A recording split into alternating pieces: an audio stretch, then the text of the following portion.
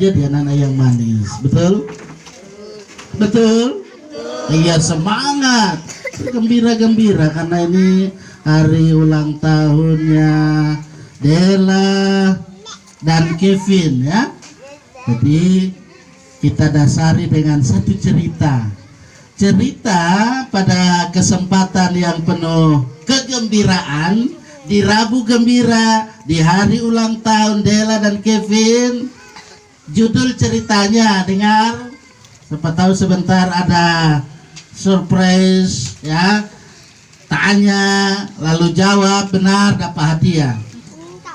Aku telah memintanya dari Tuhan. Apa judulnya? Aku telah memintanya dari Tuhan. Iya.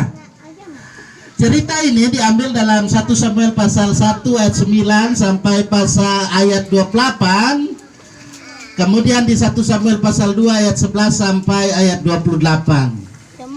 Ya, di perjanjian lama itu yang bawa alat tulis bisa catat ya sampai di rumah.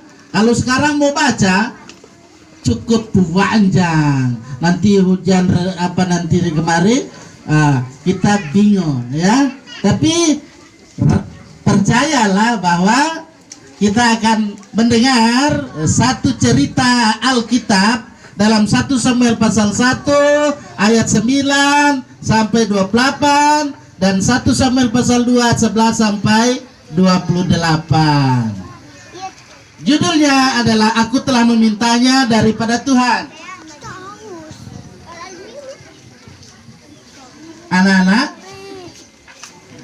cerita pada saat ini dari Alkitab ini menceritakan tentang ada dua keluarga yang berbeda latar belakangnya ya, latar belakang yang berbeda dalam kehidupan mereka. Yang satu dari keturunan Lewi ya, kerohanian dia cukup tinggi. Yang satu dari orang-orang biasa ya. Jadi kalau melihat dari cerita yang ada ini, mungkin kita bisa saja mengkerut ya di istilahnya kening kita ya, mengkerut kening kita karena perbedaan yang terjadi itu. Mengapa ini terjadi perbedaan yang mempengaruhi paling semuanya itu karena apa? Situasi kondisi yang ada ya. Dan yang pasti ya, biar dia orang biasa tapi pola asuhnya yang baik ya, itu sangat menolong sekali ya. Biar dia dari keturunan orang yang bilang keturunan kerohanian yang tinggi, tapi kalau pola asuh dari orang tua, nah ini halo orang tua, perhatikan di sini.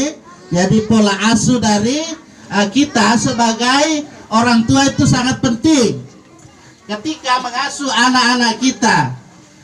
Karena itu orang yang selalu memperhatikan pola asuh yang benar, yang baik ya di hadapan Tuhan, pasti dia akan selalu meminta kepada Tuhan. Dia akan selalu apa? Meminta, memohon, berdoa kepada Tuhan. Karena itu kalau kita lihat di 1 Samuel pasal 1 ayat 20, di situ ada satu doa yang diungkapkan. Bunyinya begini, aku telah memintanya daripada Tuhan. Apa? Iya. Ini satu pengakuan sekaligus juga satu pengalaman iman. Ini harus terjadi dalam kehidupan siapapun dia. Dan ini terjadi dalam kehidupan iman yang namanya Hana. Siapa? Hana ya. Ketika ia mau apa? Meminta seorang anak. Nah, Tuhan menjawab, dia melahirkan anaknya yang namanya Samuel. Siapa namanya? Nah, harus di sini dipahami bahwa di sini Hana, dia sangat paham tentang Samuel. Samuel yang ada itu adalah karunia dari Tuhan. Nah, ini. Jadi kalau kita lihat di sini Dela, Kevin yang berhari ulang tahun. Halo Mama, halo Papa. Kevin dan Dela adalah karunia dari Tuhan, ya. Begitu juga Dadong dan kaknya ini, ya, semua kembali, ya. Bahkan ada yang dipasang kayu, ya, keluarga di mana saja, ya. Kita memahami itu, sehingga mari kita perhatikan. Tanggung jawab itu sangat penting diperhatikan, dan inilah yang dilakukan oleh seorang ibu yang namanya siapa tadi? Hana, ya. Ketika ia hidup dalam kehidupannya, dia selalu melakukan apa yang diperkenan oleh Tuhan. Bahkan dia selalu memberikan nasarnya kepada Tuhan. Apa itu nasar? Janji. Kalau dia sudah mengatakan, oh iya, kalau Samuel besar, lahir dia, saya akan memberikan persembahan. Itu nasar. Nah, itulah yang terjadi dalam keberadaan kehidupan keluarga Hana. Sehingga kaitan dengan ini, maka satu kemungkinan yang terjadi adalah kekhawatiran ketika ia akan pergi ke mana? Ke bait Allah, ya, perjalanan yang cukup jauh, ya. Kalau kita di sini ke gereja jauh dekat. Lagi dekat, nanti akan diresmikan di tanggal berapa? 4 Mei, ya. Tapi kalau di bawah situ tidak jauh juga, biar jalan agak geradak geruduk, ya. Tetapi bagus itu, bagus, ya. Semangat, ya. Selanjutnya, ya, mari kita perhatikan dalam pertumbuhan seorang anak, ya, seorang guru sekolah minggu atau beberapa orang guru sekolah minggu memperhatikan itu. Juga ada om dan tante dari sekolah minggu, ya. Ada mama papa, ya. Ada bapak majelis, ya. Atau siapapun yang punya hak tanggung jawab untuk mendidik. Perhatikan itu. Bagaimana untuk pertumbuhan, tidak hanya pertumbuhan jasmaninya saja diperhatikan, tetapi juga pertumbuhan rohaninya. Ini mempengaruhi dalam kehidupan ketika nanti ke depan. Kalau kita tidak perhatikan dengan saksama, dengan baik, maka anak kita itulah yang akan menjadi apa? Korban. Korban apa? Korban kekerasan. Ya, dia sendiri kalau salah dididik, dia akan melakukan tindak kekerasan, padahal tidak boleh melakukan satu tindakan kekerasan. Ada waktunya itu, ya. Baik,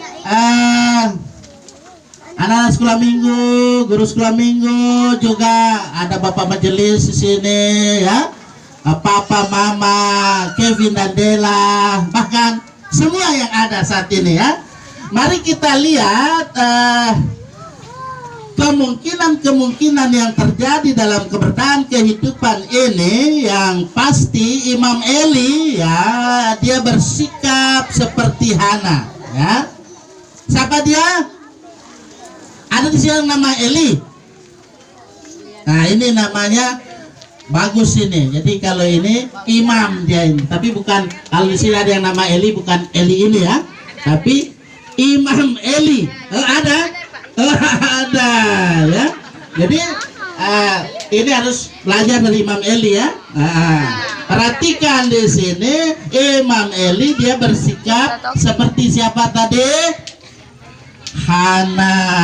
Dia mendidik, membesarkan anak dengan pola asuh yang benar, ya, gizi seimbang, sehingga bisa mencegah apa itu dengan gizi seimbang yang diberikan? Mencegah terjadinya itu. Jangan sampai terjadi anak-anak di Masari. Ini tidak lama saya sebut saja, ya. GPID Immanuel Bukit Asri di sini banyak yang tapi mesti tinggi besar ya, sehingga kalau ada pelatihan atau mau jadi TNI, mau jadi Polri, tingginya diukur, wah tak sampai. Nah, tapi kalau misalnya tingginya sudah lebih dari ini, pasti sampai. Terjadilah anak-anak kita, generasi kita dalam pertumbuhannya tidak hanya secara rohani saja bertumbuh, tetapi juga secara jasmani. Itulah yang menjadi harapan bagi kita sebagai anak-anak sekolah minggu, ya, supaya kalian memperhatikan makanlah makanan yang bergizi, menu seimbang, supaya kalian menjadi anak-anak yang sehat, sehat jasmani, sehat rohani. Itulah harapan dari Inci sekolah minggu dan juga semua kita yang hadir. Betul? Jadi di hari yang penuh sukacita, hari yang penuh bahagia ini, Pak Pendeta bahkan semua tak lupa mengucapkan kepada Dela dan Kevin, ya, selamat ulang tahun, ya. Dela 12 tahun, Kevin 14 tahun. Ya, Tuhan akan terus memberkati kehidupan Dela dan Kevin, bahkan kita semua. Amin. Umur panjang ada di tangan kanannya, di tangan kirinya ada kekayaan dan kehormatan. Kita bersama nyanyi berdiri. Ya, bisa? Ya. Umur panjang di tangan kanan, di tangan kirinya kekayaan. Semangat. Ambil tepuk tangan.